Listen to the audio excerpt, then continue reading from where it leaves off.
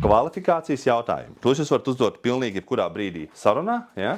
Piemēram, ja jūs jūtat, ka viņš tur tāds īsti varbūt nenopietnas un ka varbūt viņam neliekās tas pārāk svarīgi, es varu vienkārši pateikt, ok, Klau, Ainār, cik svarīgi varbūt tev vispār ir kaut ko darīt tagad, iegūt to papildus atpazīstamību TikTokā. Mēs to jautājam, tāpēc, lai beigās nebūtu tas, kad viņš pasaka, jā, mums tā tas nav svarīgi, mēs to padomāsim, ja? Klau, cik svarīgi varbūt ir tev vispār kaut ko darīt, lai tu iegūtu vairāk klientus no tā TikToka, lai tie konkurenti neizaug lielāk, ja? Jā, diezgan svarīgi, ja? Lai mums vajag, lai viņš pats pasaka. Un, piemēram, ja viņš, teiksim, arī saka, ka jā, laikam mums vajadzētu tur to darīt, mēs tur neesam to darījuši, nezinu, mums nav bijis nekad TikToks, un tagad mēs izveidojam, vajadzētu likt reklāmas, ja? Ko mēs darām? Mēs pajautājam, ok, Klau, tu saki, ka 2 gadus jau nebija varbūt, ja? Tagad jūs gribētu.